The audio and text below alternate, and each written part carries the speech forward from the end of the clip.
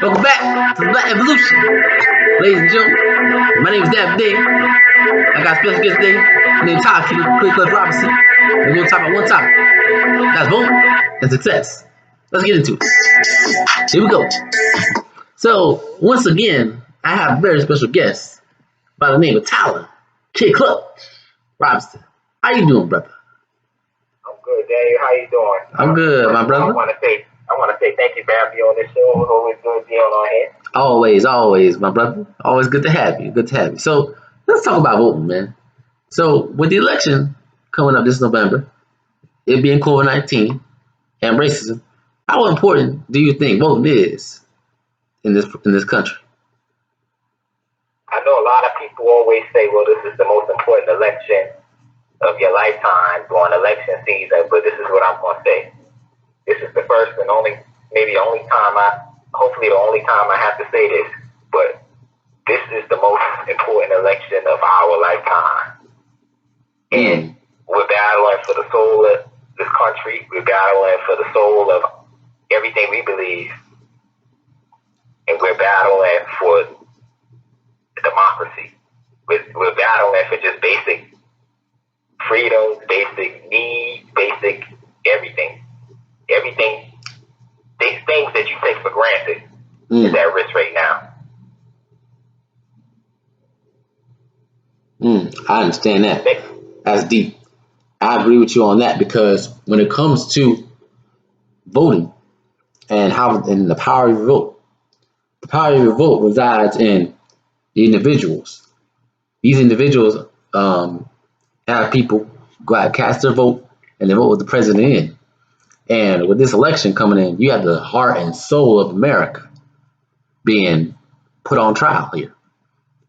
It's on trial because of its policies, of its history, and everything. So the foundation of America is at stake. America itself is at risk right now because of who we're going to vote for. Are we going to continue to vote for ignorance or logic? It's a battle between ignorance and logic, and there's a clear-cut choice here. I know some people don't like to say this, but voting does matter. Some people say voting doesn't matter because they feel like, oh, my vote don't count, my vote don't matter. Well, it don't count because you don't take part in the action. If you take part in it, it'll count. What are your thoughts on that? On people saying voting doesn't matter?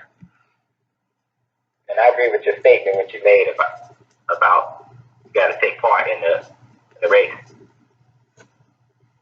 for your vote to matter.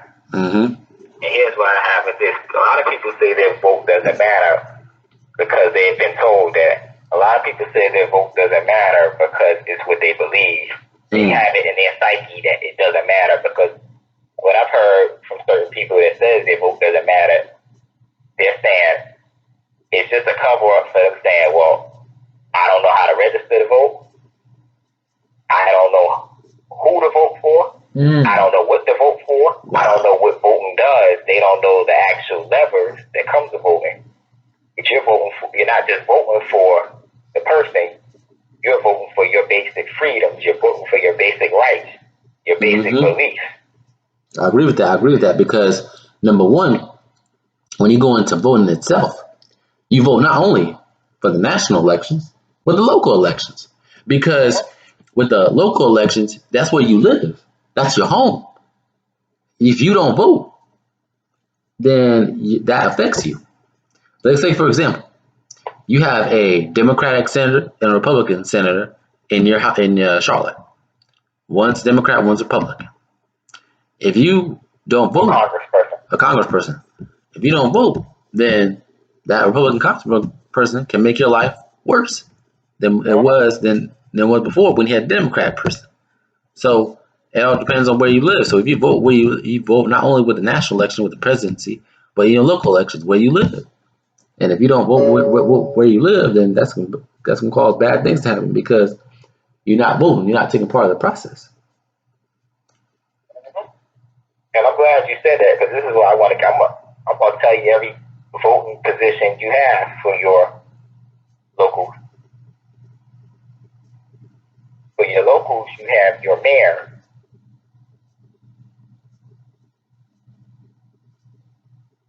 Then you have your, basically what comes with your mayor is the police chief. Your mayor appoints the police chief. And district attorney.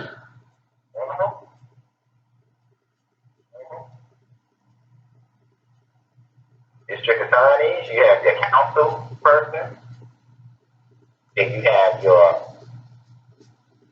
local judges.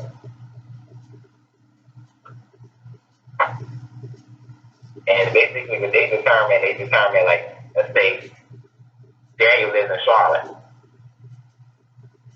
Your local elected officials, they control everything that goes on in Charlotte. But your state elected officials, those are your people, they control stuff that goes on in the state of North Carolina. That means getting budgets approved for everything. They determine how much money is going into your kids' education, going into your education, everything. You're right about that because, like I said before, where you live is important. And if you don't vote for your mayor or your district attorney and everything else, that can make your life hell.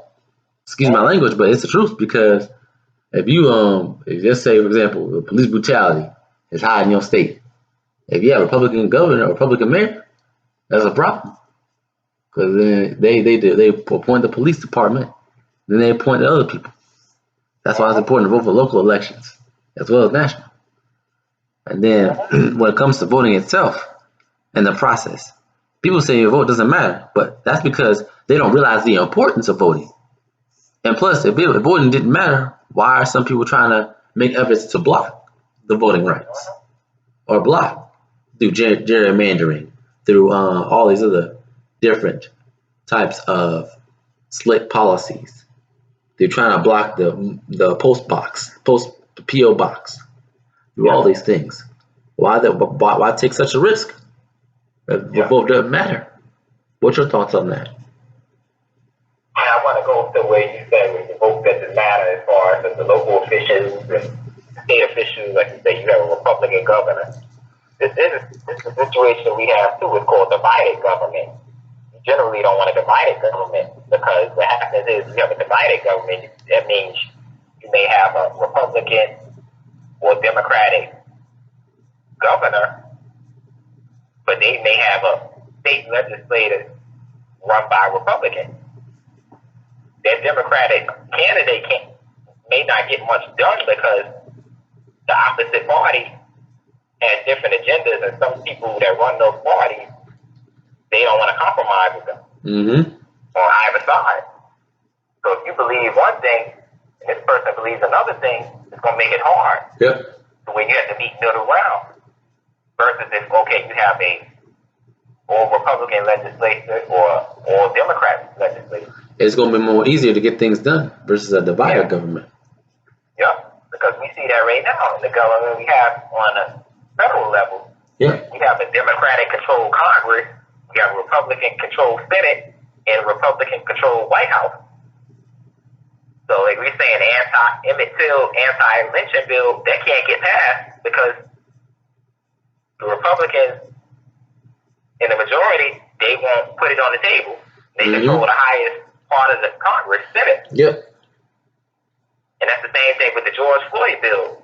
We can't get an actual bill that bans the chokeholds federally because we do not have a united government. It's not on a united front. It's on a divided front, and that's bad. Because you know that same chokehold that they banned that killed George Floyd, weeks later, the New York state legislators, they passed that same law. That's the United States. Senators and president wouldn't pass. And a few weeks later, police use that same chokehold on a guy, but they're being prosecuted. That's the difference is. But in some of these other states, you cannot get prosecuted for that because it's like Kentucky. Kentucky has a Democratic governor, but they have a Republican attorney general. Sometimes that can work. But if you have an attorney general that's Republican, generally they're not going to want to help you in that situation. But because they have like an older conservative more view. Yeah, that's the most definitely right on that. Because if the Republicans have a majority and you a Democrat, you can't get nothing done. Or if you're a Democrat in terms of Congress and you got Republicans, then you can't get anything done. So I agree with you on that. Now let's switch gears to when it comes to success. What do you feel, Tyler, that people need to do in order to be successful? I say, first of all, you have to have a strong moral background, and you have to have a strategy on how you want to be successful. You have to not only come up with a strategy, you must find out a way to execute that strategy. Mm-hmm. I agree with that. In order to be successful, you got two things you need to do: plan, strategize, and execute. That's technically three things: plan, strategize, and execute. Because with either step is off, then you're gonna be off. You have to plan your steps, strategize exactly how you're gonna do it, and then execute the plan. You do that, you'll be fine. Let's say, for example, driving. A lot of people want to drive and this and that. If you want to drive, you need to do two things.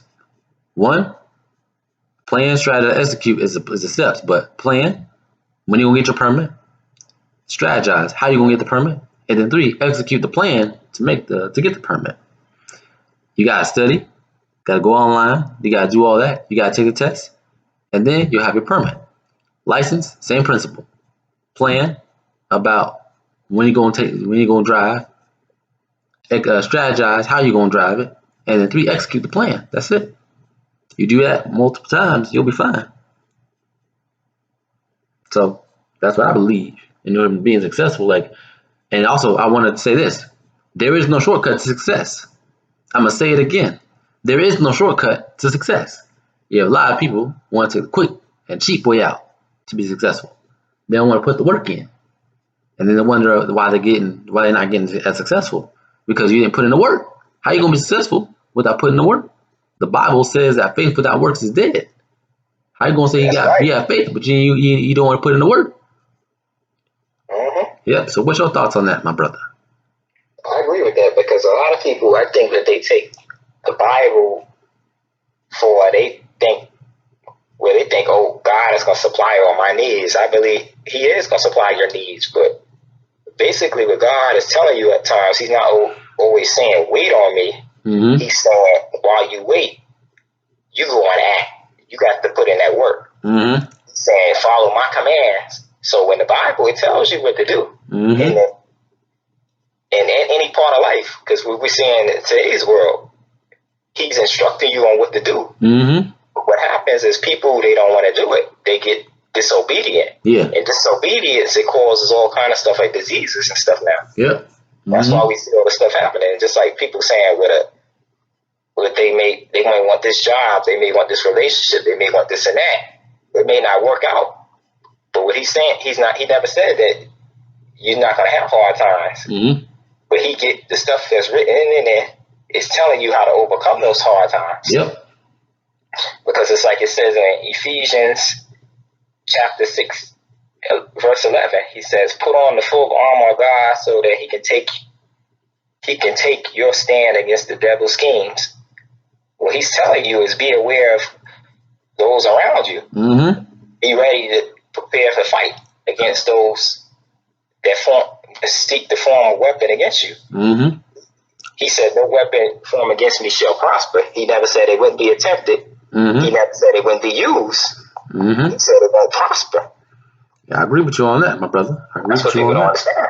Yeah, people understand that. They so concerned about, there's now God's gonna do this and God's gonna do that and this and that. But like I said before, faith without works is dead. You don't put in the work. Then how you gonna think you're gonna be successful? Yeah.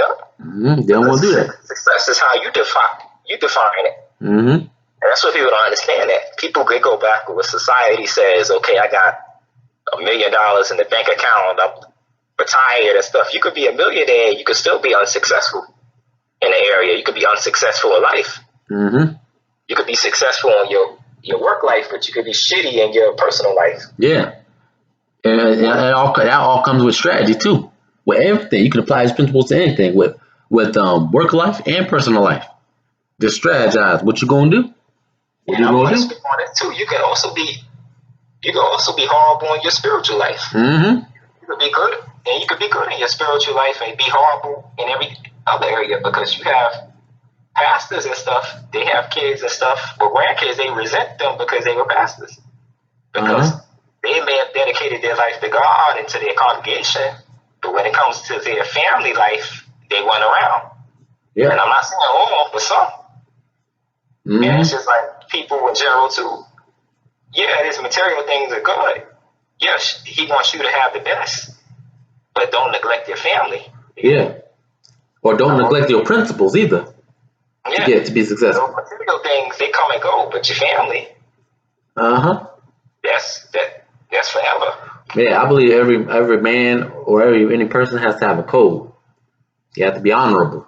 Yeah, and don't just throw the word out there. Some people throw the word out there. The honorable this, the honorable that. I'm like, no, an honorable person is your character, it's who you are as a person. You can't just randomly call yourself honorable, and you're not honorable. You got to put the work in to be successful. I tell so many people this so many times that there is no shortcut to success. There is no shortcut to success, and people don't want to hear it. They want a quick shortcut. Yeah. Because there's some people who want to think, oh, shortcut to making money. I'm not going to name names, but because they know who they are. Yeah. They're going to say, oh, I'm financially free. I'm financially free, but you're working for somebody, and you don't want to put the work in to be successful. You say you're an entrepreneur. You're an entrepreneur, but you don't want to put in the work. It takes work to be successful. And then there's a scripture on this. It's in Ephesians chapter 6, verse 12. When it comes to flesh and blood, it says, for our struggle is not against flesh and blood, but against the rulers, against the authorities, against the powers of this dark world, against the spiritual forces of evil in the heavenly realms. What does that mean? It means that all this stuff in regards to voting, racism, bigotry, all this hatred and violence is not that particular person based off of color, based off of race. It's based off of a spiritual power, a spiritual warfare going on here. That's what's really going on. People wondering what's going on. There's an agenda. You're right. There is an agenda. It's spiritual warfare. So that's why you got to protect yourself and be ready, because you don't know what's going to happen. You got to put in the work. Put in the work. You don't put in the work, you're not going to be successful. And then you wonder why you can't be successful. Success is not just one aspect of your life. It's a lifestyle and it's a journey. Yes, it is. It's a journey. It takes a journey to be successful. Yep. You ain't gonna be successful in one day. Mm-hmm. The success that one day it can take to build that success, but it can take 20 years to become successful in those aspects. And even after you become successful, there's always room to improve. Yeah. Like I said before, you can be successful in your personal life, and you may not be successful in your business or work life. Mm-hmm. You can be successful in your work life, but you not be good in your personal life or your spiritual life. You can be successful, but you could be unsuccessful in other areas. Yeah. The thing is, like, I want to piggyback what you said off of honorable. A lot of people throw that word honorable around a lot, but it takes a true person to be honorable. Because anybody can be honorable by title, but to be honorable by your character and by your presence, that's a lot. Yes. Because it's like, let's say I hear a lot of people with Nation Islam, they say that honorable Elijah Muhammad, honorable Louis Farrakhan. You call them honorable by the title, but you're not calling them honorable by the actions and the character and the dignity. Yeah. How they operate with their authority. Yes. Because people say the Honorable Elijah Muhammad. I'm like, in terms of the Nation of Islam, but you don't realize that man was a pedophile. Yeah. A lot of people don't want to hear that. I know some of the Nation of Islam didn't want to hear that, but I'm telling you the truth. He was a pedophile. He had a whole bunch of kids. Yeah. But you don't want to hear that. True hurts. Yeah, I'm sorry. I apologize to burst your bubble. Sorry not to bust your bubble, but he was a pedophile. Yeah. Louis Farrakhan, he people say he's honorable, but you gotta look at his character. Yeah. Look at what he does. I don't judge him based off his words. I judge him based off his actions. Look at what he does. It's good that you brought up the truth too, because it's like this. Truth. That's another part of being successful. Yes, you have to be honest with yourself. You have to be honest with other people. You have to be honest with yourself in order to be honest with other people. And to be dignified. Yep. And if you want, I understand you want to be successful, but don't rush the process. Like if you can't handle something, say you can't handle something. Yeah. For example, if you either driving or doing this or doing that, I know so many people who drive and stuff like that. They think they can handle the responsibility. They can't handle the responsibility, then they crash the car, or they drive at night. You go into a party and this and that. You thinking, oh, I can handle it. I can handle the liquor. You can't handle liquor, and then you go home. You're trying to drive. You get in an accident. That's dangerous because you drive early in the morning, coming from a party drunk. Yeah. He's waiting outside the bus, and you hit him. Yeah. And they crossing the street. Mm-hmm. That's what honor. People don't understand. Honor ain't just about you. It's about others. Yep. It's not just about your family. It's about other people's families. Mm-hmm. It's about the people beside you, your neighbors, your friends. Yeah. Even those that you may not agree with or disagree with. It's about them too. Yeah. It's how you portray yourself. Like, it's not even how you portray yourself. We're friends. I don't have to speak to you for a week. I'm gonna call you back. Yeah. We're gonna talk, and it's not. I don't care how much money and stuff I make. That don't mean nothing. It's the friendship. Yeah. It's about your family. It's about other people's family. Yeah. My family. And that's the day I can talk to you. I can talk to you right now. That you call me back up 20 minutes from now. I'm still, and I pick up the phone. Yeah, it'd be just like we ain't speak. Yeah.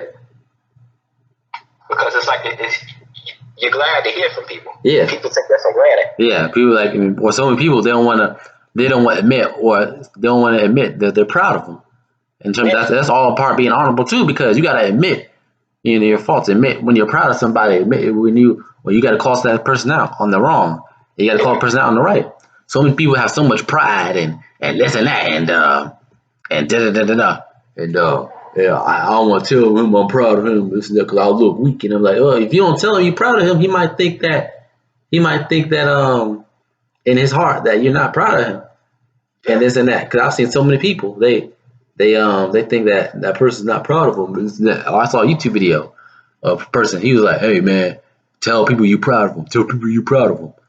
And this and that. Because if you don't do that, then it's gonna cause resentment. That's all part of being honorable too. You gotta be honorable. You gotta be honorable. Yeah, show people you care. Mm-hmm. And this is all what ties into what we're saying about the elections right now. Yeah. You're fighting against good and evil. Yeah. And I'm not just, and I usually don't even say this. I don't even usually don't tell people who to vote for. But in this situation, it's obvious. The choice couldn't be better clear. The choice is very clear. Who to vote for. So don't tell. I don't want to hear. Not to cut you off, Mr. Tyler, but I don't want to hear people say, "Oh, well, still complaining about it, but you ain't vote." I'm tired of hearing that. Oh, well, I ain't vote, so I'm gonna complain. This and that. It still ain't to be done. Joe ain't doing nothing. He ain't doing. Did you vote? No. Okay, so shut up. Go ahead. I agree with you on that because it's like this. You can sit here and say, I agree with it. Everybody when they say, oh, it's all a power thing. It is, but here's the thing with power. The biggest thing in power that gets people to do the right thing and the wrong thing is empathy. Mm-hmm. If you lack empathy, you won't do a damn thing for anybody. You won't help anybody. The empathy and sympathy is a different thing. Empathy is you putting yourself in somebody else's shoes and feeling their pain. And you felt the pain that those same people felt in some kind of way. It may not be the same thing, but you felt it. Mm-hmm. It's just like a person. Okay, empathy and sympathy is a totally different thing. It's like I say, okay, with empathy, I just said you feeling what that person is feeling. With sympathy, I can sit here and say, okay, let's say you have somebody die in your family. I can say I offer my condolences. I sympathize with you. The thing with sympathy is this. I can sit here and say, oh, I feel bad. Or that's bad. I can tell you that, but I'm not feeling it. Mm-hmm. To say those words and not care. And I always say with people, your words are a lot of things, but your actions are different. Yeah. Because your words say this, but if you say you going to do, people do something, you do it. That's all about being honorable and being successful in voting. And it's that if you say you're going to do something, do it. Don't take people for granted. Yeah. The one thing I can say about Joe Biden is this: he's an honorable man. Mm-hmm. He's a decent man. He empathizes with people. He's a man of his word. Yep. I may not agree with everything he did politically or even personally. But one thing you can say, he cares for people. Yep. That's the person you want to represent your country, coming here doing the right thing. You don't want somebody promoting hate. Yeah, promoting hate and feel like and has apathy towards people. Yeah, and you don't want somebody in office that's promoting the very things against you. People that look like you, people that can be your family or yourself. Mm-hmm. And what I'm saying in this election is, if you don't care about yourself, do it for your family. If you don't care about yourself, do it for somebody you care about. Mm-hmm. Vote, in the words of Michelle Obama, like your life depends on it.